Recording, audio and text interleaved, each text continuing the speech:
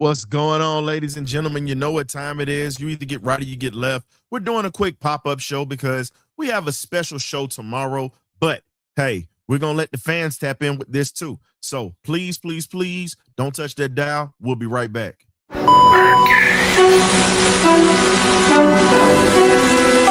y'all, this is it.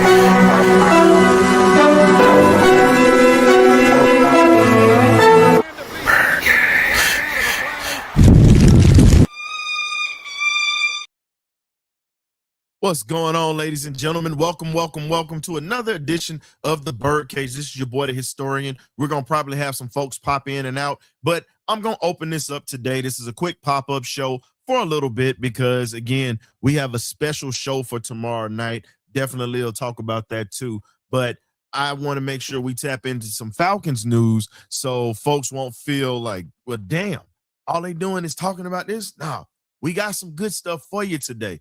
Hey, man, what's going on? Shout out to Winston Thornton, my guy over at the Eye Test, him, John, Red, and so many of those other guys, James Holloway and all those guys doing the damn thing over there. Y'all tap in with those boys there over there. But, man, let's go ahead and get into it. Tomorrow at 10 a.m., we have uniforms that will be shown, finally. Now, I can tell you right now, I'm not expecting much. I'm seeing it for what it is. I'm not going to sit here and clown and cry about it. Look, anything that we have will be better than what we had for the past couple of years. That's all I can say. And I'll put it this way. For me, I can't wait to get the new jerseys because it'll be a cross between old school and new school. That's how I'm seeing it. But the only thing that I would like to see permanently, just me, but I'm gonna have that for the show for tomorrow. I want to see more. I want to see more red helmets. I'm just gonna be honest with you. We got to get the red helmets permanently. That set us apart long time ago, and it made us unique. Now, yeah, we have a history of losing ball games. We have a history of a lot, but the one thing that was unique was that red helmet, and so many people copied that and really took it to another level. But when you talk about the Falcons and you talk about that red helmet, that was something that set us apart from so many franchises. And a lot of people don't really understand the history of it. You know, the Atlanta Falcons at one point had red helmets, red jerseys, silver breeches, and they had white socks and white cleats. And the motto of that was from the University of Georgia. Now, Georgia Tech, was a little pissed about it because they said they wanted to represent the state schools, and Georgia Tech is another state school. So if you see the gold trim that's actually on the helmets, that is the little piece of Georgia Tech right there, that and the white stripe, period. But those uniforms were modified to be after University of Georgia, period. So when you sit back and you look at the history, most people don't know that Rankin Smith was a University of Georgia alum. And he actually was able to bring a piece of that to the NFL. And that made that uniform unique. It's something about those silver breeches and that red helmet, that cherry red helmet. So when you look back at it or whatnot, I think the Falcons took it to another level. And I think that's just a classic uniform that I would like to see come back. Or if you don't want to do that, let's go back to the 1994 edition uniforms where you had the black letters, numbering, and it was definitely something that you could sit back and say, man, that was a classic uniform. Then you look at what we've had for the past couple of years. Everybody was like, oh, I like the jerseys during the Michael Vick era. I didn't like them. I'll be honest with you. I never liked the fact that we changed from what we were. They were like, oh, well, we got a faster bird and this, and this. But that uniform just was trash to me. It was trash. Now, you might feel differently about it, but I do. And then we ended up going to an Etch-a-Sketch uniform, which we played in this year. Thank God we're switching it. Hopefully it's something that we can all agree on, but you know what?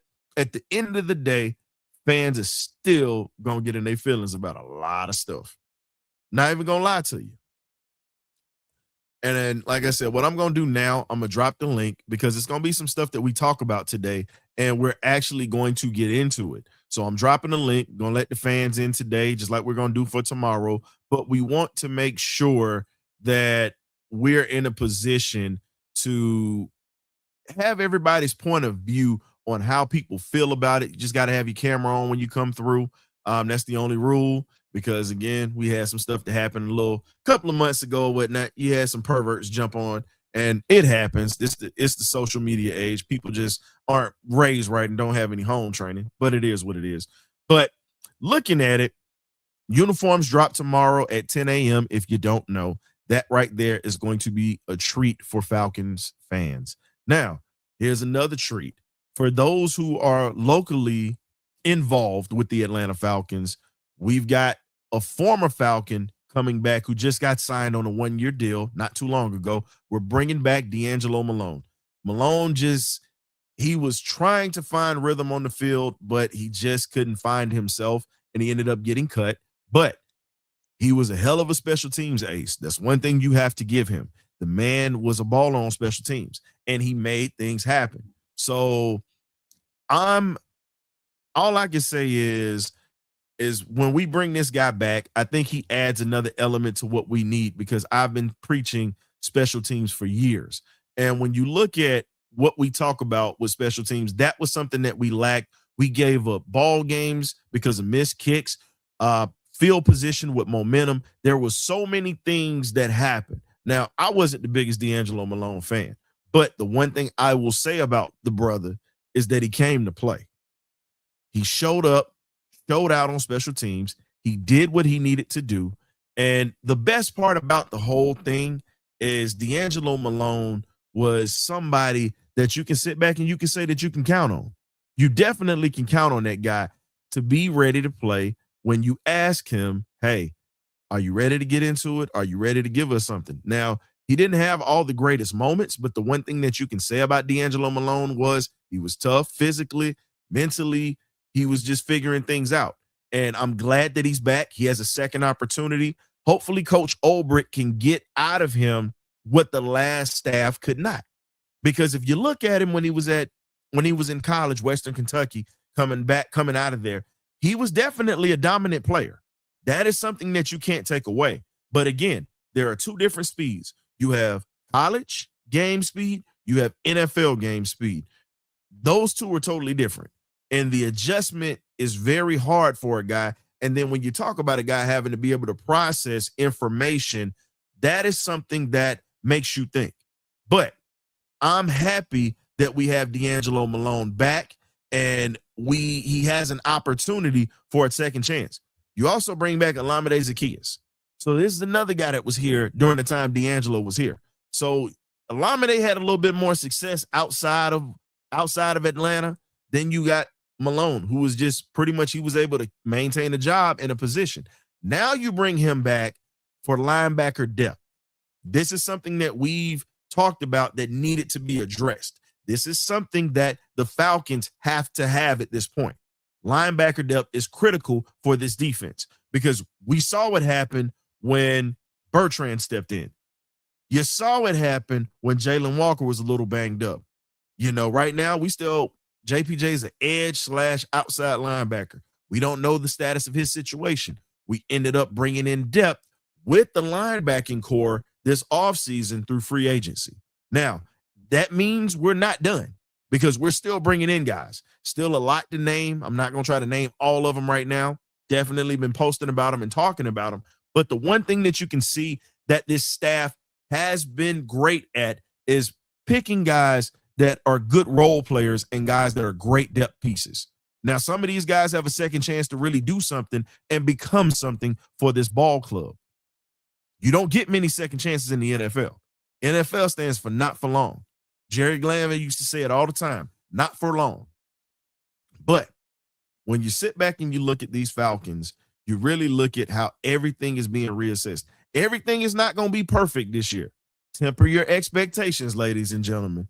Everything is not going to be perfect. But the one thing that you can say is they're working to become consistent when it comes into adding depth, making moves that make sense financially. And there's something else that is going to piss a lot of people off. And all I can say is at this point, I'm going to tap into it in a little bit, but I'm not going to really get into it right now because I want to have some folks to come in here because I know Winston wants to come in for a little bit. I know I dropped the link. So if you want to come through, you definitely can come through because I want fans to come in and talk about what's on their mind, what's on the agenda. And I want to thank those folks in X for sharing the stream. Appreciate you guys for doing that for me and the Birdcage crew. We definitely are appreciative of what you guys do for us on that end. Shout out to the folks that are on the book and shout out to the folks that are tuning in on YouTube right now. We have a lot to cover, but I wouldn't say a lot, but I'll say some. Now, here's a move that makes a hell of a lot of sense at this point, and I'm going to ask you guys about it, but I want to talk a little bit about it first. When you look at what's going on with the Falcons front office, the one thing that we complained, we moaned, and we cried about was bringing in experienced leadership. Guys that have been, guys or ladies that have been put in a position not just to lead, but also to be able to make an impact, not only financially, but being able to establish a team, whether it's bringing in assistant coaches, whether it's bringing in depth pieces, whether it's scouting and bringing in top tier talent. These guys are showing you during the offseason that they give a damn. They give a damn. And they're going to make some moves that are unpopular. Now, Ian Cunningham, unfortunately, is in a spot where, he's in a spot just like Onsi. And when you look at Onsi, that's the Atlanta Hawks general manager, who's pretty much doing a hell of a job over there with the Atlanta Hawks. Shout out to the Hawks, 5th place Atlanta Hawks that are doing the damn thing. We rock with them. And if you're Hawks fans, please check out We Talk Hawks TV. Check out Damon, Foot, Mike, Matt, all those guys over there. They do a great job and definitely enjoy being on that platform. But also check out my man Big Chauncey King at Truth Reality. I always mess up his podcast. Big OG, don't kill me for this. I apologize, but I'm gonna get it for you. Truth hurts. And the truth. Most people sit back and don't understand what truth is. The one thing I can say about Big Chauncey King, that's a big bro to me. He says things that, you might not agree with, you might not like, but guess what? He's going to put it out there, whether it's Falcons, Braves, and whether it's Hawks, Bulldogs, it don't matter. He's going to let you know from a perspective of not having feelings. Now, speaking of feelings, there are a lot of folks that had feelings about Trae Young being traded off. Had a lot of Trey Bays is what they call them. I call them the Rainbow Robin Coalition. And I'm getting ready to add some Falcon fans to that when we say the Rainbow Robin Coalition, which means you fall in love with a player flying in the air that looks so beautiful, but you're not looking at the whole picture. You're not looking at all the other birds that are in the group. That is something that you have to pay attention to. Right now, you still got to pay Drake. You still got to pay Bijan. Kyle Pitts right now looks like the odd man out. And Ian Cunningham is not saying that he's leaving, but it's a lot of people that's not happy with the fact that he says he's going to listen to offers. That tag that was put on Kyle Pitts was not by surprise. And it wasn't by, I'm just going to put it on because I don't like him. Let's be honest. Only 2 good years out of all the years he's been here. Yes, he was hurt. Yes, he had bad quarterback play. Brock Bowers had bad quarterback play with the Raiders. It is what it is. I don't want to hear that. I don't want to hear the excuses because, again, he performed with a horrible team, and he was the main weapon. Kyle Pitts became the main weapon here. Now, here's the issue that I have. When you have other weapons that are around, you should be able to eat a little bit more. You shouldn't have to be the focal point of an offense where one or two of your guys go down like Mooney and Drake did this year for you to become a successful player. You can't do that. Yes, we have to feed you, but at the same time, you have to be able to make an impact where other players on that field are making an impact. That is what you have to do. And at this point, he's going to be in a prove it situation. So even if he's not traded away, I'm not saying he's going to be traded. Even if he's not traded away, he's still not in a secure position. Ian Cunningham lets you know that he is not in a secure position. Just think about it, folks. If you're in a secure position, you're already talking about, hey, we're going to go ahead and extend this guy. Ian already said that he's looking to extend Bijan and looking to extend Drake at this point. And this is pretty much what he said. He said, it's my job to listen to offers. There's speculation that the Falcons would be blown away by an offer to consider moving Pitts. Now, Ian Cunningham has already said that he likes picks. Most folks don't want to hear that. Guess what? We have 5 picks in this draft. 5. Cinco. Fever in the phone house for my gamblers out here. You got 5 picks. Guess what? Ian wants to have more picks. And if that means I have to move off of a former first-round pick, so be it. Get over it. I understand that basketball is different from football. Trey was putting asses in seats. That's just what it was. Trey was the face of that franchise. If you can trade the face of another franchise in Atlanta, we've seen it with Freddie Freeman. We saw it. Dansby Swanson was going to be the face after Freddie left, the veteran. They got rid of him. They got rid of Max Fried, who was a top player. I get they're different sports, but hell, what makes him above any of these guys that were actually winning in the city? Trey got him to the Eastern Conference Finals. These guys I just named from the Braves, Freeman, Max Fried, Dansby Swanson, helped bring a championship back to Atlanta in 2021 and get back to and consistently be in the playoffs from about 2016 to about now. 2017 to about now. All I'm asking is this: what makes him any better? Again, a lot of people are going to be in their feelings about it. Tough. You either rock with the logo or you rock with the player. You can like both. But the thing is this: are you pulling for the team that's in Atlanta? Because players come and go. Players come and go. Everybody doesn't get to have a fairy tale career here for their whole time. Sometimes some players move on to other teams and become great. It happens. It happens. Got to get over that. But I'm not opposed to taking picks if the picks are right, because we need to still bolster this offensive line. We need a defensive tackle at this point. We've got to put ourselves in a position to bring in guys for the future that are going to build with this regime. This regime does not have to stay stuck with what's here. I'm sorry. We haven't been winning, ladies and gentlemen. You have to change the tune. Period.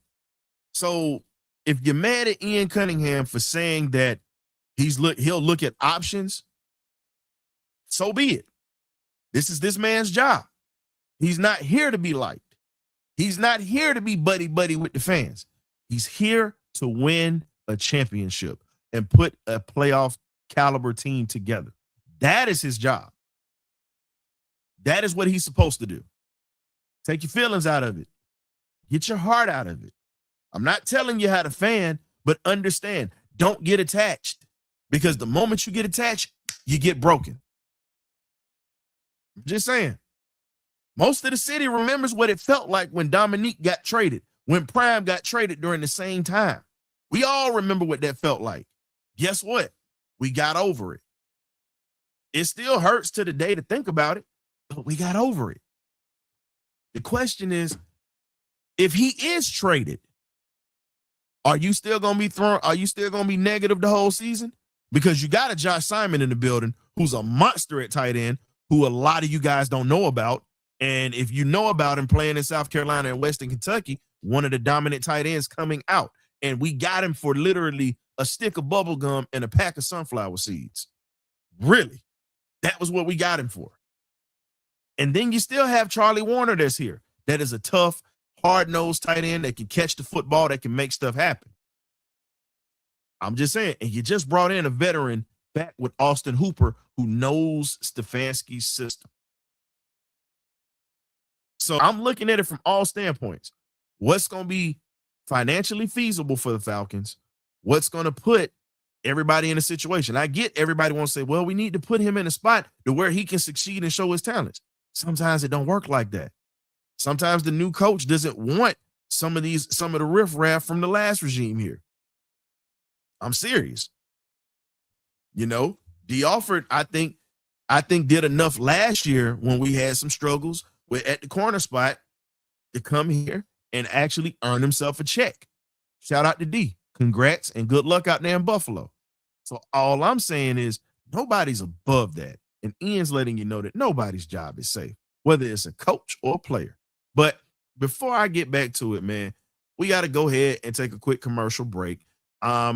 Definitely going to be right back. Got to pay some bills. Y'all be blessed. I'll see you momentarily, ladies and gentlemen. Birdcage LLC. They say this place is magical. We're here to turn it up. Welcome all you pliers and haters to the Birdcage LLC's first annual Haterverse Ball. Tonight, we celebrate Haters Ball. Oh man, hate. That's right, the Birdcage LLC's first annual Haters Ball. We're definitely opening up the doors for the fans to come in with us, the magnificent Birdcage crew and the historian, to talk a little bit about some of the moments that have made us hate Falcons football at times. We're still fans, but we're going to talk about the most hated plays, players, games, coaches, general managers, and bonehead things that this franchise has done. Hell, we got to figure out what the deal is with the uniforms.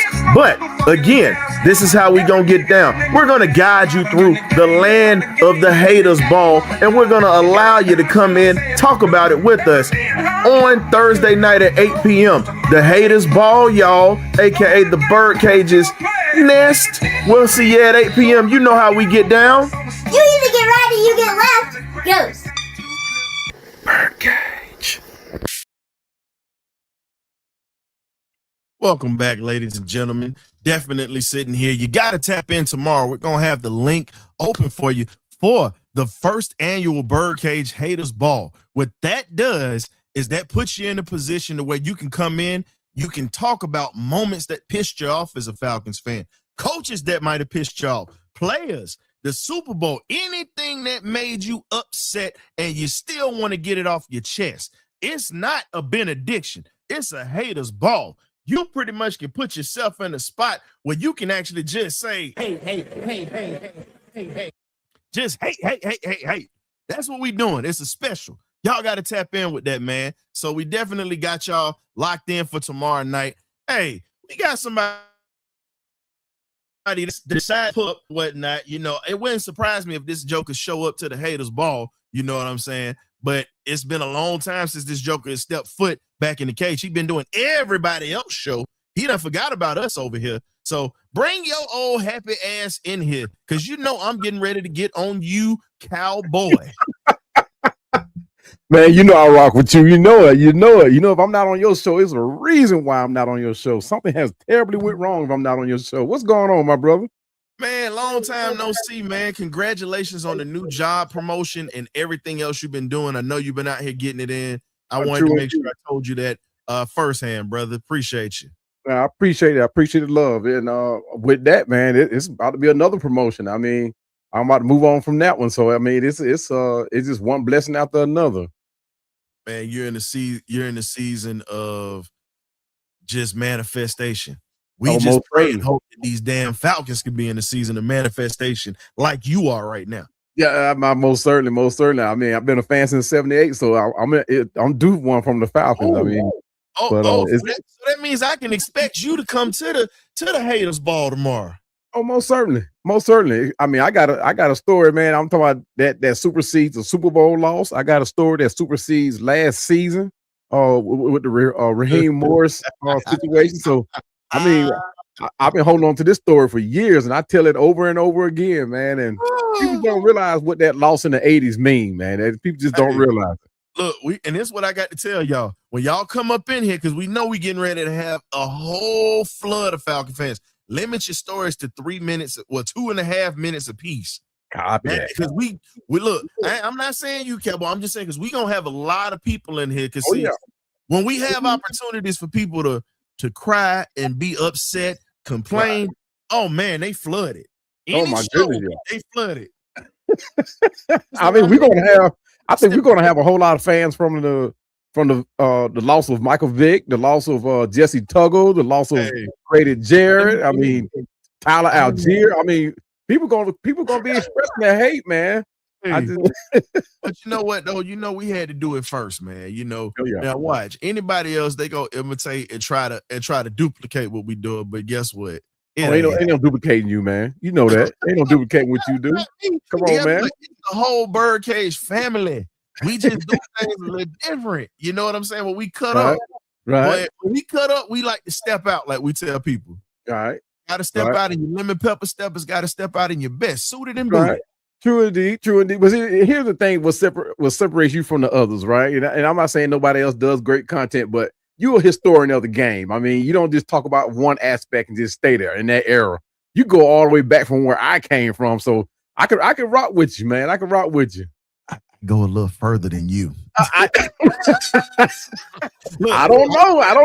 We're gonna have to test that one day. But yeah, man, that's why I said, man, I respect your game, man. I like it. We go far. We go as far back as when John Harris had hair and he was eating penny cookies out of the corner store. That's how far back we go. Yeah, you way back there. Look, when it was cool to eat Vienna sausages and sardine crackers on the porch. Yeah, exactly. And folks discovering plastic bag for pickles at the corner store. Most certainly. Yes, sir. You go way back. So let's get to it, man. We just, like I was speaking on earlier about Ian Cunningham making moves, and you see pretty much what the Hawks have done with Onsi and what they've done moving on from Trey. Right. I want to hear your opinion about this because I saw you had a short about it the other day, and I want you to, elaborate on it. When you talk about Ian Cunningham has no really ties with anybody, and a lot of people are mad because Pitts got tagged, and people that are calling him as a businessman. Yeah, I understand you got to take the best deal. Right. I think would prevent us from taking the best deal and trying to get some picks. Yeah, true indeed. Absolutely. One thing that people have to realize too, when we're dealing with stuff like this, you got to take your feelings completely out of the equation. You got to think business first. You got to think the building of the future. Because you and I talked about it, I think the last time I was on your show, we talked about when you make a decision like moving on from a general manager, moving on from a head coach and the whole coaching staff all in one setting. I mean, you typically rebuilding because that regime coming in can supersede everything if they choose to, everything that their previous regime did. So when you look at what the move that they made, it can affect the decision going up into the future, going into the draft, going into free agency. And we typically just may lose people that we think, hey, we thought we might should stay here. I mean, we had a phenomenal season last year, outside of the offensive coordinator spot. But when you talk about people, talk about players rather, that like a Tyler Algier, who we expected to be here, no one thought we were going to lose Tyler Algier. So with that in mind, nobody here is safe. I mean, outside of Bijan and Drake, I mean, I wouldn't even put it past Drake because I mean, Ian at this point is not ready to spend a whole lot of money trying to rebuild this team and establish his own culture. You know, I mean, yes, Drake is worth about maybe 27 million. I give you that. But Bijan, same thing. But Ian mindset, he is not that guy that's going to pay a whole lot of money coming in trying to establish a culture where he's coming in where he had to clean slate. You know what I mean? He got to start somewhere. And right now he's setting that foundation. So all of these players that we got coming in here on this 1 year deal, it's a phenomenal idea. But rest and believe, come 2027, we're going to have close to about maybe 15 picks, guys. And we're talking about 12 as of right now. But he's going to build this thing to where his culture and his mindset is going to be a stamp on this Atlanta Falcons organization. Facts. And when you sit back and you think about it or whatnot, it's like Ian. I got a quote. You know, see, one of my favorite movies. You know, I grew up around older folks, so I grew up seeing blaxploitation movies in the house as a kid. Back then, it was just regular movies to you. They weren't called blaxploitation movies. Right, exactly. I got to let Pretty Tony tell you how Ian Cunningham is operating. All he wants is the money. That's all he want right now. The money, son. He was sitting in that barber chair. He said, "Look, I likes to leave my women broke." He ain't saying that. He said something else. For women, because we got a limited language. Hey, look, let's rapatate. That's he said in that chair. He said that Bear wanted to taste, so I said, "Go ahead, cause she not getting it from me." Yeah, exactly. Look, Exactly. The honey, all we want is the money. The money. Folks, see the pieces that we have here. Mm-hmm. Kyle Pitts is the honey. Yeah. All we want is the picks, which is the money. So Exactly. understand this. Ian is not loyal to anybody, even if he like him. You got to remember where he came from. Mm-hmm. The man watched Ozzie Newsome. Yeah. The man watched Howie Roseman, and he scouted. I see you in the back foot. You got to put your camera on when you're ready. Yeah. But you know, you got to. Here's the thing too. What people got to realize with Ian is methodical. You know, and he does it in a quick time fashion. Like it didn't take him long to redo what he did in Philly. It didn't take him long in learning with Ryan Poole in Chicago. He did his thing and he did it quick. And so it's not going to be like this 4 or 5 year process that we thought, or at least I thought anyway, that it was going to take to get us back into the playoff contention, get us back to looking like at least looking like a playoff squad. Because every year, man, we look like a playoff team. We look like a Super Bowl caliber team on paper. But it's a process of getting to where we need to be. Even like this quarterback room, a lot of people are frowning on that. Trust me, guys, it can be a lot worse if Ian had not have made that move to get to it. It can be a whole lot worse if he had to say, "Hey, let's move on from Michael Penix immediately." You know, I mean, just like us, man, we thinking about his injuries too. Because I mean, you talking about 3 surgeries on 2 legs. That is not good for a quarterback. So, but because he's young, he's going to be given the benefit of the doubt. Because really and truly, I really don't think that.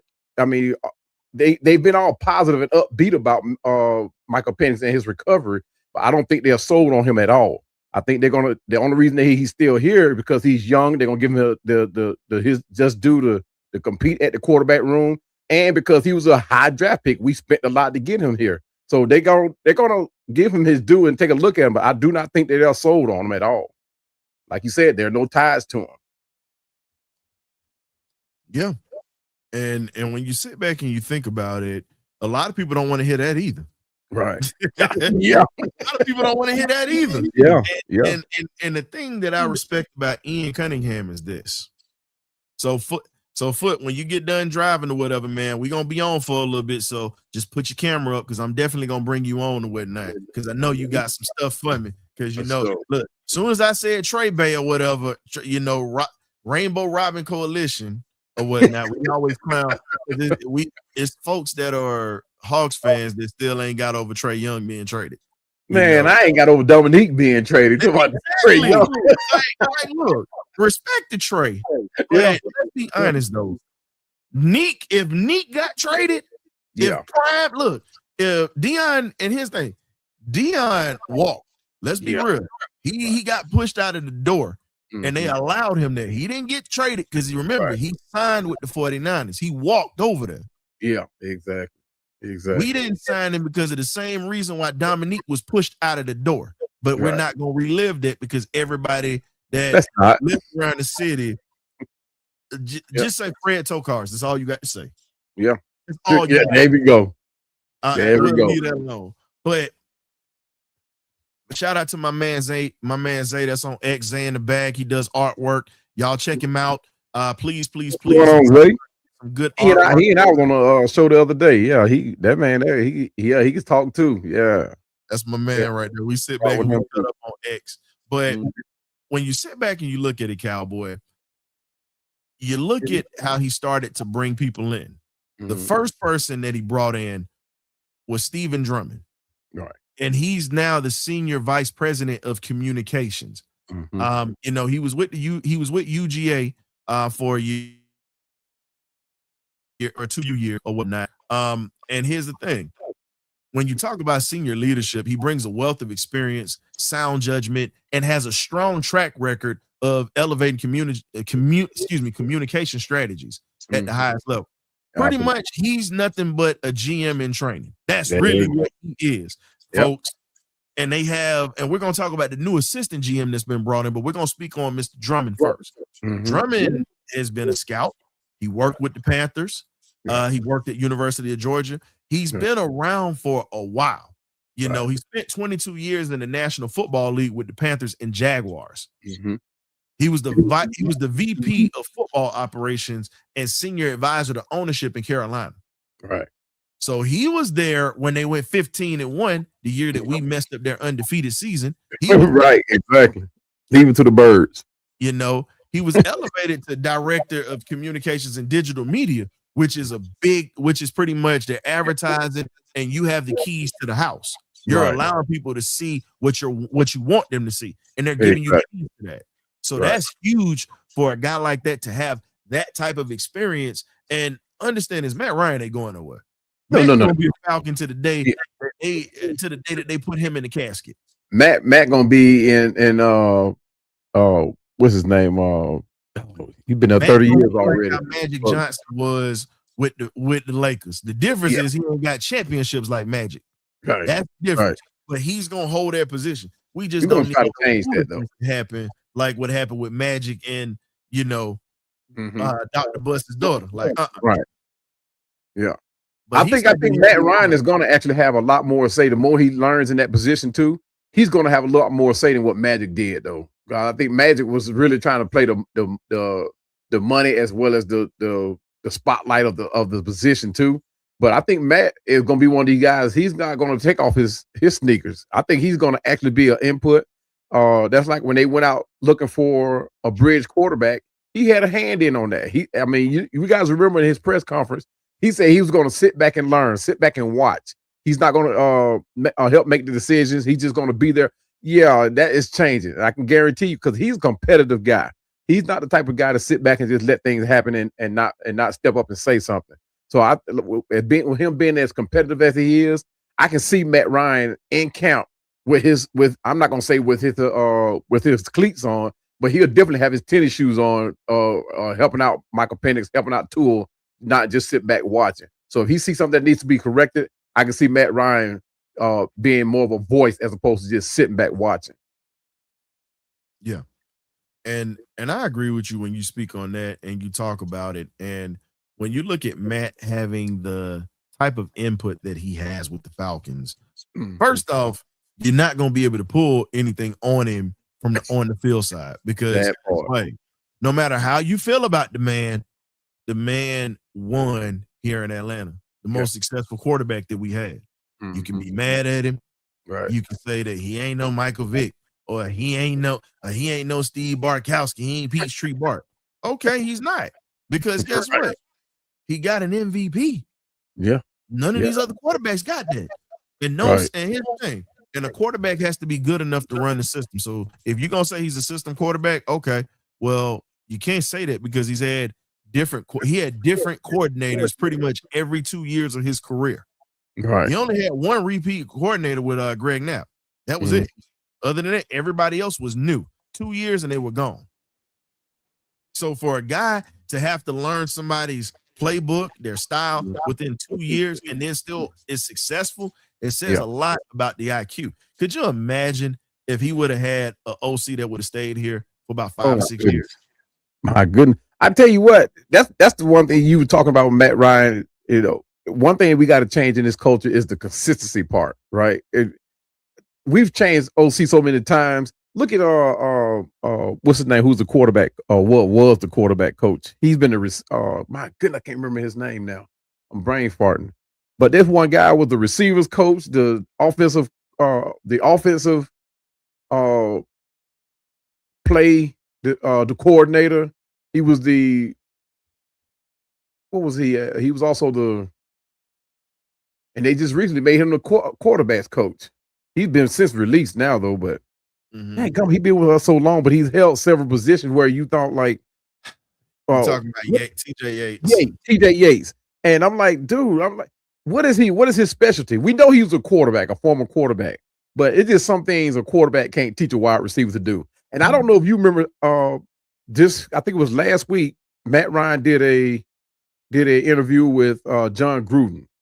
And he pretty much on that show said that we actually had wide receivers running the wrong routes and plays. So now since he said that, he didn't say it in so many words. Now we see that there was a miscommunication between Ike Hilliard, Cousins or Penix, and Zach Robinson. So it was a total system breakdown. If you got receivers running the same play, especially receivers that have been playing together for a while, you got receivers running the wrong route. That's simple. And just to piggyback on what we were talking about, and I know we were talking about Matt Ryan, but I got to bring it back to Stephen Drummond. Mm-hmm. There's something that most people don't know about Stephen Drummond.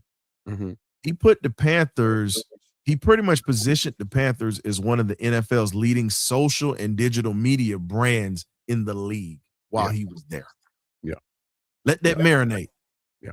People saw a lot of the Carolina Panthers and you saw a lot of things. So now you're bringing it over to Atlanta. Yeah. You're bringing it over to Atlanta. Atlanta. And here's the thing. Most folks don't know that he's a University of South Carolina grad. So he has ties to the Gamecocks. The South Carolina Gamecocks, and he was a recruit, and he also was a scout at one point too. People don't know that either if you didn't do any research on it. Right. He has a tie to his school. He's still a active donator to that program. So guess what? Don't be surprised we don't see any of these good old South Carolina cornerbacks starting to slide to Atlanta too. Yeah. Y'all want to talk about, I'm going to tell you this here. Y'all want to take all these damn Clemson pussycats. That's what I call them. The greatest Clemson Tiger that ever played is Brian Dawkins. Hands down. The greatest Clemson Tiger. That ain't even up for debate. Right. Brian got a Hall of Fame jacket. Shout out to Duval County, by the way. I like that. Yeah. Itchy Bond. You know about Itchy Bond. You know about them boys over there. Yes, sir. Yes, sir. You know what's happening. Yes, sir. I was supposed to either go there or Reebok, but went to school elsewhere and played. You know, I can't say what my mascot was, but I played over at Sandalwood. But you know, I can't say what the mascot was because I hate the professional team. I'll leave it like that. You gonna be stepping on some toes when you do that now. Look, the problem was we had the nickname of the team I hated, and then we had the colors of the college team I hated in the Georgia Tech Yellow Jackets. So you just playing mad, then, weren't you? Yeah, I was a sad man. Like I had to wear blue and gold. It was sick. Wow. My and goodness. then, you know, I had to have that ugly logo on the side of my helmet. Like I look back at it and I was like, ugh. Yeah. Hey, that's probably why my knees got jacked up. That was the sign. Hey, mama, you should have let me go to another school like I asked. Yeah. That's one thing Mama did. Mama, of course, it worked out better than I thought it would too. So, but Mom, I wanted to go to Southwest DeKalb or East Atlanta in high school. But Mom was like, no, because you go over there, you won't do nothing but concentrate on football and you'll hang out with your friends. You won't do what you're supposed to do in the classroom. Exactly. But Mom made a decision and sent me to a school that sports. we had sports teams, but it was like powerhouse. Yeah, we're no powerhouse or nothing about it. But it's like I said, it worked out. Mom made the better decision. Mine was though. I can speak on that. Mine was at the time. Yeah, and even before that, Right. we lost to Miami Northwestern in the championship in '95, and we lost. Look, and Yeah, they only beat us 14-7. That was '95, and we wow. lost majority of the start lineup, so they were struggling with the third stringers, and Right, they barely right. won that game. So I Right, laugh right. and joke about that and say, look, I respect what come out of Dade because I know it's some killers out there, but at the Yeah, same most time, certainly, most certainly, most certainly. Florida, baby. Yes, sir. Leroy Yes, sir. Butler, Bred athletes. I mean, Bob Hayes. I mean, hey, Yeah. Keep the North going. I Carolina mean, I can talk about it. yes, sir. Yes, You sir. know, but then we sit back and we look at players that are coming out of those areas and things of that sort. Mhm. The one thing I'm paying attention to that the Falcons are really getting involved in, they're starting to try to bring in more local guys that are from the Southeast region. A lot of Georgia guys, of Yeah. course, Yeah. that have ties being from the state, even if they played elsewhere. They're looking at their homegrown guys first. Yeah. But outside of that, they're also bringing in guys that are Florida boys too. Pay attention Yes, to that. sir.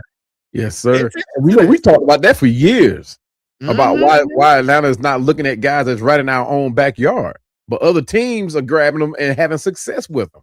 or And they've getting been doing it for years. or getting them that are homegrown guys that go to other schools and bringing them home. Mm-hmm. Like Exactly. right now, I can tell you, Eric Stokes would have been the perfect number 2 corner here. He'd have Right. been perfect. Right. But right. at the same time, I don't know what they're thinking in their front office. But Mhm. when we talk about homegrown guys, I got to bring something up because we talked about it or whatnot. And one of the things that we do here is called the hunting grounds. Do this every Thursday. Probably not going to be able to do it tomorrow. So this is the other reason why we're doing it during the pop-up show. We got a guy by the name of Mr. Zion Young out of Westlake High School. Played at Missouri. Hell of a player, but we're gonna go ahead and feature him. Fair use. And we'll talk about this right here because this kind of falls into the situation of JPJ, as we all talked about bringing pass rush. Here you go. Yeah. Today's spotlight is on Atlanta native Mr. Zion Young. Let's get to it. When we talk about Zion Young, he's 6'6", one of those guys that's around 262 pounds that can run at 4.6, 740, good for a big man in size. Closes in when it comes to tackling. Definitely a sure tackler when he comes around. He does not have lazy hands when he gets on the quarterback, as you can see. But the one thing that does concern me when you see him, his pad level's a little bit too high. He's one of those guys that has an average knee bend, but he has to be able to learn the fundamentals when it comes to being able to be a pass rusher. You have to have bend, and you have to have more than one go-to move to get to the quarterback or get to the ball carrier. That is something that he can work on, but physically, he's an imposing guy. Also, the guy that I would compare him to would be a Simeon Rice. Similar build. You talk about the motor, yes, it's there. But the thing is, though, this young man is a guy that can actually get into the mode of that. And as you can see, he's got a lot of room to grow. But again, he's not a bad prospect. I think he would be great for any defense, and any defensive line coach, especially Nate Ollie for the Atlanta Falcons, can get the best out of this young man. That's going to be it for this week's spotlight on Mr. Zion Young. Any questions, comments, or concerns? Leave them below. You know how we get down. You need to get Yes, right. sir. Yes, sir. That was a great player. You talking about him being a great player for any team. He need to be a great player for Atlanta. We need to go into these rounds where people and look at these players that are not being heavily spotlighted. And like the only two players that I like that's heavily spotlighted right now is Ruben Bain and Zachariah Branch. I mean, it's not a whole lot of guys that I can say that's beyond a shadow of a doubt that's going to come in and make a name for themselves. But this kid Zion, yeah, I can see him coming in, and like I said, it ain't too many players that's going to make us forget about JPJ either. But at the same time, 10.5 sacks, guys, that's something that's very capable for Ruben Baines, very capable for players like Zion Young. So if you're going to address that edge rush position, we got to find these players that with a motor like that have that drive like that. And when you look at him now, here's the one thing that might turn everybody away from him. He had a DUI in school, had an issue with that, got arrested. You know what I'm saying? For that, it wasn't a consistent pattern, but he had some stuff behind him. Now, we just are going through something with JPJ. I'm gonna be honest with you. Local kid, that's the only issue he had. But when you talk about the motor, the kid is a monster. Kid is nasty. And when you talk about him, you have to respect what he brings to the field. You have to. Now, as you saw in the video, you have a lot of missed tackles. You do have a lot of missed tackles with him. We showed some of that in the footage. I'm not gonna hide his flaws. That's why I have the pros and I have the cons when I do the breakdowns. And shout out to my man Scoop. He's also doing breakdowns digitally, posting pictures of players having their breakdowns, not making the videos, but he's been putting a lot of material out for a lot of great players. And today, you know, he put out the kid from he put out the defensive tackle out of Iowa State. And I said up front, if you don't have a chance to get him, you go get that Williams kid out of Jackson State, 6'2", around 330 pounds. You're talking about a guy that you ain't moving like that, unless you got a crane, and he's got a mean streak in him too. So for me, I'm throwing out many guys because last week one of the spotlight players I had was Riley Mauman, who's coming out of Wisconsin. He plays exactly like a young John Runyon. I'm not talking about the end of his career. I'm talking about when Runyon did not mind taking the cheap shot at somebody and hitting you getting up from the pile. Right. And letting you know that this is what kind of day it's going to be. Exactly. So at this point, all you can do is really just make things happen or whatnot. Right. Exactly. Monte Carlo, I don't know why Puka's going to rehab. Not trying to be funny, but that ain't my concern because he ain't coming to Atlanta. Now, if he was coming to Atlanta, I would really care if he was going to rehab. But until then, hey man, good luck in rehab or whatever you're doing. Hopefully, it's good luck in rehab. But he ain't my problem. Yeah. Well, here's the thing too. You mentioned the DUI from Zion. Yeah. Like you said, that's not something that's like a real concern for me because you're talking about college, right? You know how we got down in college, so a DUI, that was something that was very easy to get in college if you even got out and went to a club or went to a private party or something like that. So that's not something like a character flaw, right? So I'm not really concerned about that. That's something that he can very easily learn from. I'm pretty sure he's already learning from it. So it's not like it's a character issue where there are people that are talking about how you are as a person or what you've done in the past and even spending a lot of time on it, even questioning it. So if somebody brings it up, they're not going to spend a whole lot of time on a college kid getting a DUI. So he could have avoided it, but it's a lesson learned, I think, in my book. And when you sit back and you look at it, you see players get DUIs all the time, even in the NFL at this point. And all I can say is at this point, you really have to start looking at kids and knowing that they're going to do stupid stuff. Because guess what? You under 20, I'll say this, when you under 30 years old, you're going to do dumb things. Hopefully, everybody says scientifically your brain starts to fully develop around 28, 29. Yeah. Because under that age, you still have a kid-like mindset, even if you do have the body of a grown man. Right. It's just the truth. Right. But you have to know when to make good decisions. And here's the thing. I get he got a DUI. I get it. Yeah. But it's not like it was back when you was going to school. Lyft and Uber started to come around as I got older. You get what I'm saying? That was when I was older. Right. When they came around. If you live in a big city, you got cabs. Right. And out there in Missouri, you still can hit Lyft and Uber because you got apps. So I can't give him that kind of pass like that.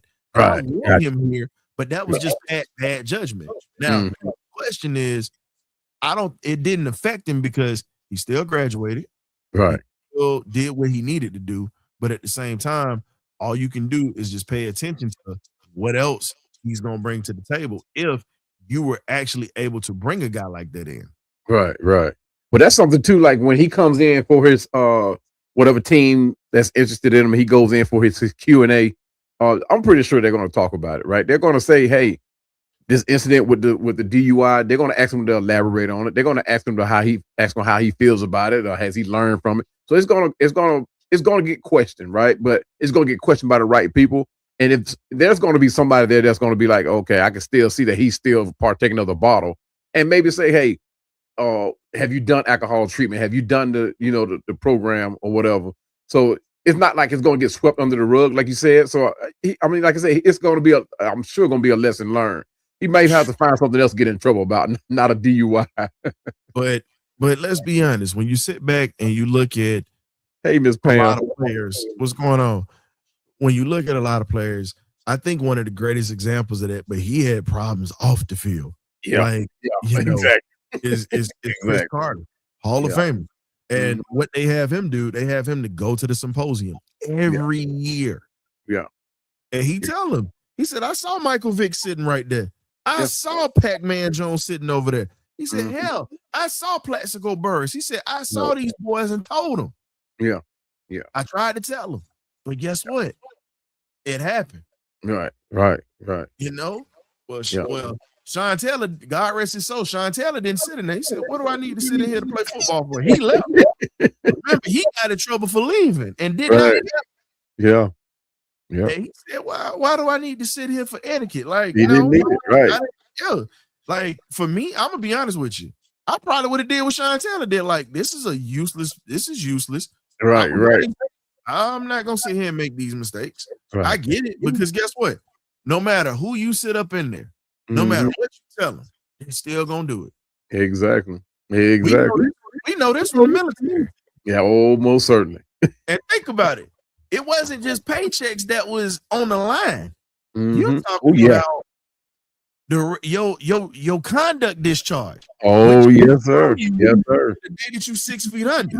And depending on what you did, we know people talk about jail time in the civilian world. Jail time in the military, you're gonna start out with like 3 days bread and water, right? And then you're gonna start your time. It is crazy. They drive home the point of you having that conduct detrimental to, detrimental to the military. So yeah, they hammer that stuff home. But and like the NFL, it's a different ball game when the NFL, right? They understand players gonna get in trouble. You got these young guys that come in, they making mounds of money. They're gonna make these bonehead decisions. Like you said, they under 30 years old, right? So their mindset is ready to party, ready to spend money, show up and show out. So but at the same time, there's a level to what the NFL will allow too. So Exactly. they expect you to get the DUI. They expect you to get speeding tickets. They're expecting you to, get into these altercations in the clubs and stuff like that. But it's a level, you know what I mean? See, and I hate to keep putting him out there, but at the same time, we got to address it. JPJ, it's a level to it. They understand that you're going to have domestic dispute, but it's a level. I mean, once you start getting past that level of violence, it's a totally different ball game that the NFL takes to it. Facts.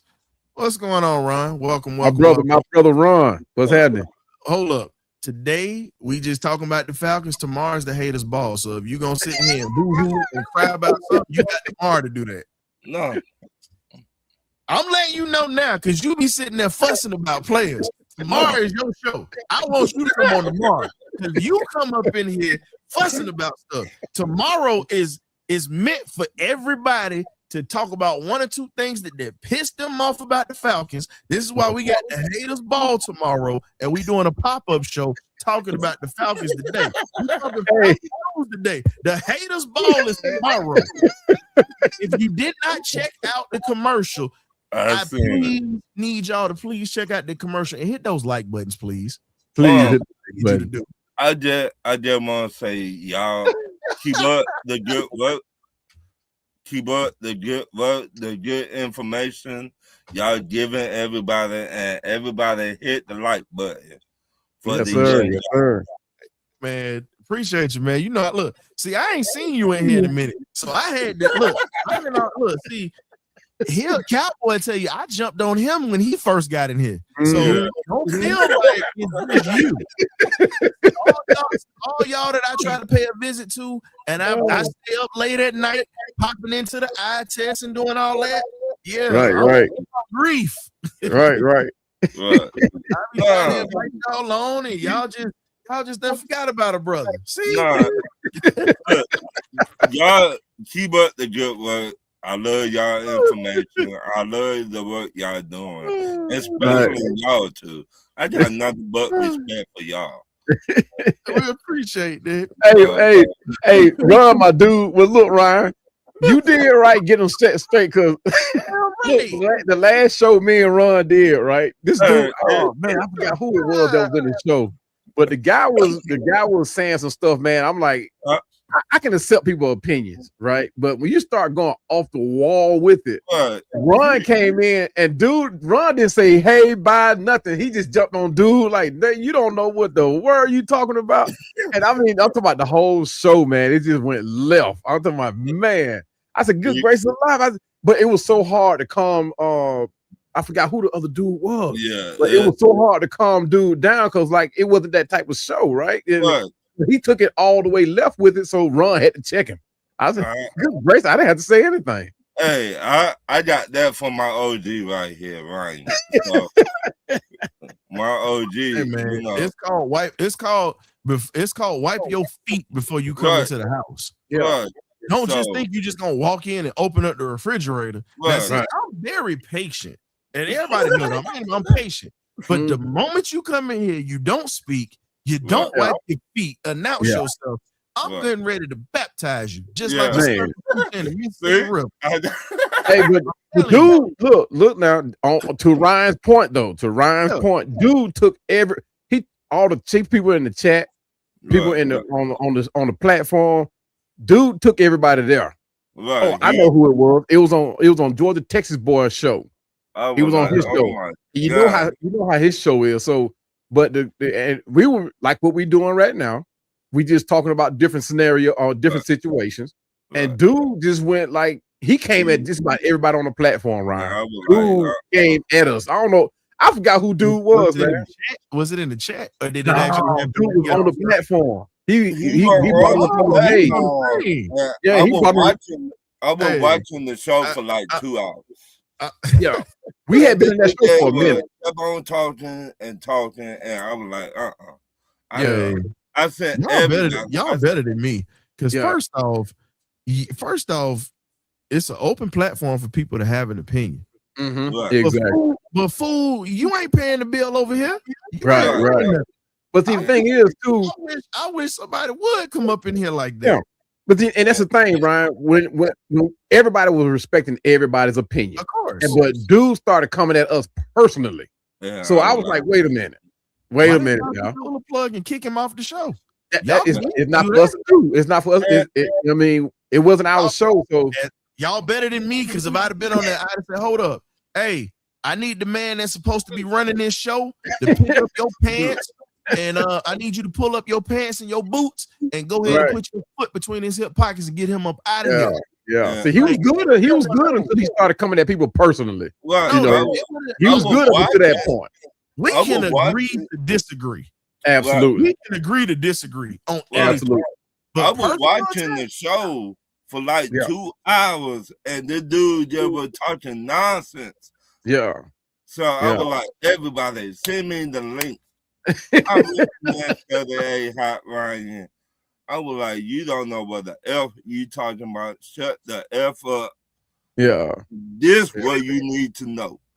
He was like, who the F are you? I was like, yeah. Well, they know me. But here's the thing. We giving him too much time on this platform, and we ain't finna do that. There we go. I don't know who Holmes is. I don't want to talk about him. Right. I'm sorry to come off like that, but we got to get back to Falcons talk, because we gave too much time. I like the kid Zion, and you were talking about him the other day, Ryan. I did some research. I like him, but do Arthur Blank will take another chance on somebody that got a little suspect off the field?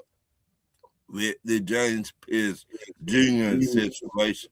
That's the problem. That's what we talked about. We Look, talked about that. the pandemic. We literally just said exactly what he's saying right now. We literally just said that it's still a possibility that maybe they might take a chance on him. Maybe they might not, because he's a homegrown kid and it's a little different. You know what I'm saying? And a DUI, if he doesn't have a pattern of a drinking habit, and he's and here's the other thing, people don't understand this. When guys get DUIs or they get popped for marijuana, they get drug tested the rest of the time they in school. That's something that they don't tell you. They have to do that or whatnot, just to abide by, by the rules, NCAA rules, because you can't have any kind of substances like that. But once you get in trouble for something, you're going to get tested, and it's going to be randomly, and you're not going to know when it happens. So again, NCAA, they're like a bit of a toothless snake right now, because NIL is taking a lot of the power, but that's how you got to see it. But getting to it, because we're talking about people in the front office and everything, we hired a new assistant general manager in Jeff Scott. Scott joins us from the Philadelphia Eagles. He spent 5 seasons there and pretty much got a Super Bowl ring with that organization. Actually 2 Super Bowl appearances with the Eagles and 1 ring. And when you sit back and you look at it, he's only been and the Eagles reached the postseason in 5 seasons, and they're only 1 win behind Buffalo, which they have 59 regular season wins, which is second most. Buffalo has 60. During his tenure, Scott signed Saquon Barkley, C.J. Gardner-Johnson, Zach Bond, and also got A.J. Brown for Jalen Hurts. So when you look at a guy that brought in that type of talent with that team and had stuff to work with, the Falcons are going to have money to work with next year. Ian has him as an assistant. Ian's the head guy. But what's getting ready to happen, because those 2 worked together when they were in Philly. Those 2 worked before he went to Chicago. What's going to happen? He's going to be doing a lot of the heavy lifting. How much you want to bet? He'll be doing the heavy lifting, and Ian is pretty much going to sign off on it. But Ian's still going to be doing his thing, because this is his first year here. But you got somebody in here that he trusts, that he knows. And that's something that nobody is looking at, and nobody's really taking account of, that Ian has somebody that he trusts and he knows personally. Makes a lot of a difference. I'm going to start with Fandemic and then Ron. How do you feel about bringing in a guy like a Jeff Scott? And I just gave you the credentials of what he brought in with Philly to help him achieve a championship there. And, and then he's also been a scout, and Howie Roseman allowed this man to come to Atlanta. What I like about Jeff Scott is he's already familiar with Ian Cunningham, going through the scouting system. And people don't realize this, but Ian Cunningham, Ryan Poole, Terry Fontenot, people like Jeff Scott, they all worked together when they went scouting. They all rode the same plane. They all went to the same restaurant to eat. They all looked at the same players. And when they went to pro days, they all rode together. So there's a familiarity with there. So whatever Ian Cunningham may not see, Jeff Scott may see. Whatever Jeff Scott sees, Ian may see it. So it's a familiarity when you get people that work together, knows how people operate. So if Ian Cunningham is not able to address a situation, you got a Jeff Scott there who's definitely can handle it until if Ian Cunningham can't do it. But you talk about, and I keep telling this, saying this, and I know people are tired of hearing it. I'm that guy. I'm not fully set on Kevin Stefanski as the head coach, right? But at the same time, the pieces around him.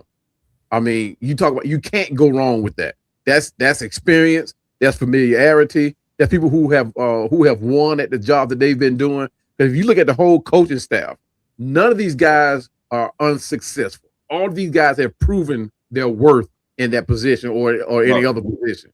So, but the one position that I absolutely love is that Bob Quinn is the senior advisor to the head coach for Kevin Stefanski. Because like I said, I was not sold on this guy. And I'll be the first to say, hey, I hope Kevin Stefanski make me stick my foot in my mouth. I really do. And I hope he works out. But at the same time, as of right now, I'm not sold on him. But when you have people in here like who've worked together in the past, like a Jeff Scott, right? Mm-hmm.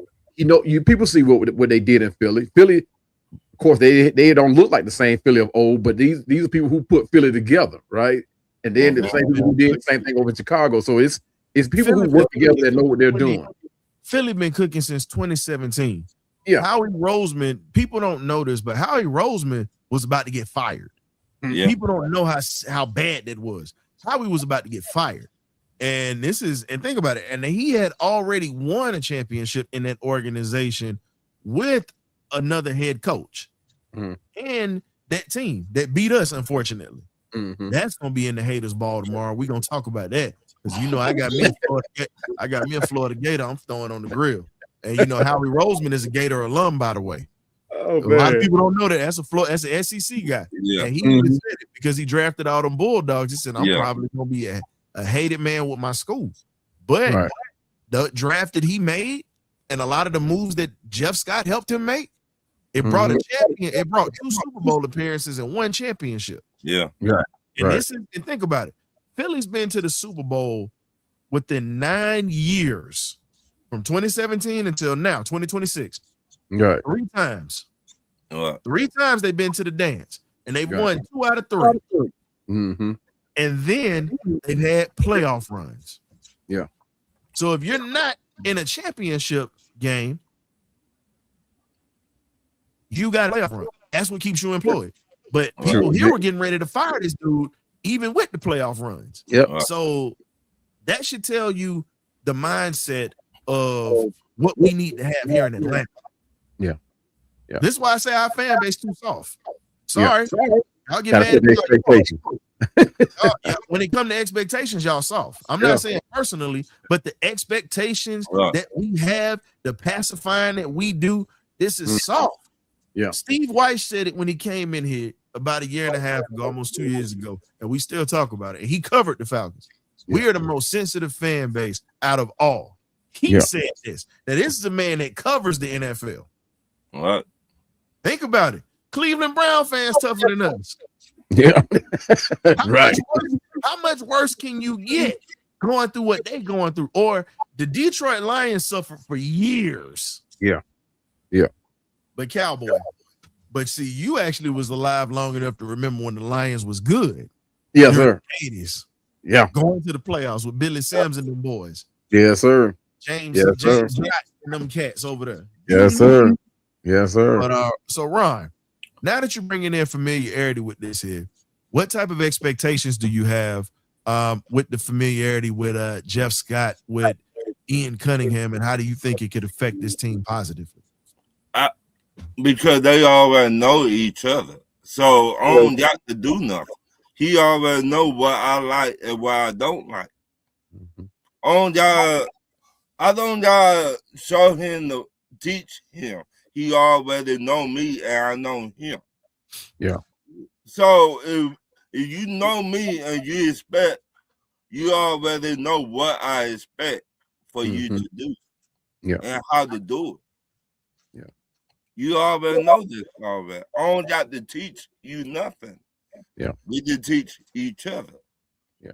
And I like that. What I don't know, you didn't help me with. And vice versa. And I like it. I like everything we doing. We needed this for a long time. Yeah. I like it. And the dangerous thing is nobody's job is safe. Yeah. Like we said earlier, nobody's job is safe. And at this point, you got to take it for what it is. Right. And you got to understand that this is a business, not football. Yeah. One thing for sure is that Matt Ryan talked about this when he first even before he even took office.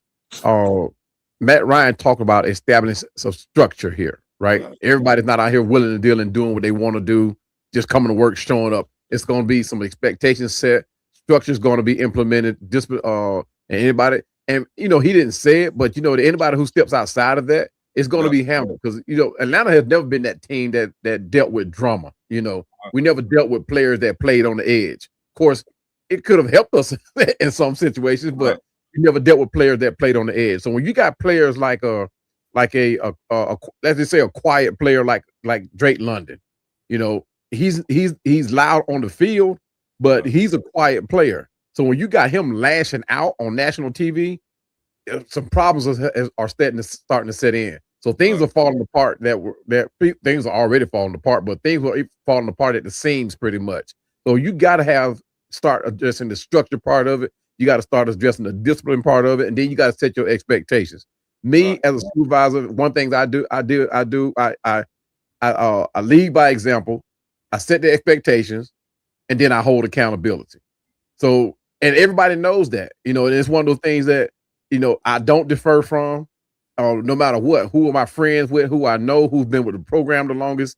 You have to keep that structure there. That way, when people come in, rookies come in, they know your mindset. They know what their expectations, what they have to live up to. So this going forward with Matt Ryan and Ian Cunningham, Jeff Scott, I mean, especially with Bill Quinn, I keep bringing his name up. That Bob Quinn, they're going to set the mindset in this new regime. As it should be. When you sit back and you look at everything that's done happened in this situation, all you can do right now is just keep your you got to keep your head up. You got to pay attention to everything, and you got to make sure that you understand, temper your expectations right now. You know what I'm saying? You gotta temper your expectations, because right now, this is what we call a soft rebuild. This is not going to be a process where it's going to be perfect. Right. We're going to catch fire eventually. That's what's going to happen. We're going to catch fire. But the last thing I got to say, because we got to wrap this thing up or whatnot, I said it was just a quick pop-up today. You got to look at the fact that this team doesn't have an identity right now. Right. Doesn't. New whole coaching staff. Oh, yeah, we got a tight thing. Depending on the personnel that we have during the offseason and what lines up in the front, you're not going to have an identity till about week 7 or 8. Right. And I say this all the time, and everybody laughs when I say this. I said, no, a first-year coach, you're really I'm not even going to say week 7 or 8. I'll say probably by week 10, you should have an idea of what the team is going to be like. Now, this isn't going to be all of our players, but this is what we call a sketch, a blueprint, a brainstorm of what the system is going to somewhat look like. And then you still got to catch up a lot of the guys that you're going to bring in the next year and teach them the system if they haven't played in it before. So your expectations within these first 2 years. All right. The third year is the year that we got to say, okay, you got rid of the riffraff year 1, you got what you wanted, and you had a whole year to put stuff together and get your system into play. Year number 3, you better be cooking. Right. Exactly. I give him 3 years. I got to be fair on that. I give him 3 years because guess what? Raheem had 3. Yeah. So again, 3 years. That's what I'm sorry. Raheem had 2 years. I'm sorry. 2 years. Yeah. 2 years. I'm sorry. And here's the thing too. Even with the short amount of time, the 2 years, right? Even in his initial year coming in, what you want to see from a head coach too, you want to see every year there's improvement somewhere. There's improvement. Even if it's something minute, you want to see improvement. But in Raheem's case, you saw more of what was falling apart as opposed to anything that got improved. So, I mean, all the dancing and all that carrying on, even that part even fell off, and everybody knows, Raheem was that guy that had everybody that gravitated towards him, when he was an assistant coordinator. But that even fell off. The morale even fell off. So now you're starting to see a decline, not only in morale, now you're starting to see it in your system. And then you start seeing the performance on the field. And now you got players lashing out. That's a complete disruption of establishing identity. And that just can't happen. It had to be, it had to come to this. On that note, go ahead and tell the folks where they can find you at, because we got to shut this thing down. Absolutely. Once again, my brother, Hey, man, it's always been a pleasure to be here with you. Always good to share the history, share some insight. Like I said, I learn every time I get on here with you. But Falcon fans, guys in the chat, man, look, just be patient with it. Having even a small rebuild like what we're doing now is not an easy process, right? The blueprint, like Ryan said, the blueprint is here. Now it's a matter of plugging the right people in the right place in this new system. So, and that's not something that's easily done, right? So you look at the history of the NFL, it's not something that can be easily overlooked and not done. But if y'all want more insight on that, please follow me on YouTube. Follow me at Atlanta Falcons Fandemic on all platforms. Spotify is going to jump off on Monday, next Monday, and look forward for even more content, guys. The free agency start it's long overdone, but we got another 2 eras of free agency to go. We still got the draft to go. It's a lot to look forward to from Ian Cunningham. I appreciate it once again, Ryan. Ron, you know how we do it, brother. Yes, sir. Thank you for coming through. I need you to let folks know the main page you on, because you got like 9 pages that you go on. I need the main one, sir. You can find me on Talk Your Ass. Come on Tuesday nights around 8 o'clock. And we have fun on there, but we keep it 100 with you. And you also know you can find me on the eye test Wednesday nights around 10 o'clock. So definitely appreciate you coming through, Ron, my guy. Definitely let's see y'all a little later on. Maybe I might slide through tonight for the eye test. Who knows? But y'all definitely check those guys out around 10 o'clock. And for those who tapped in, thank you for coming to the Birdcage pop-up show real quick. We just had to talk about a few things that was going on. Hey, remember, uniforms drop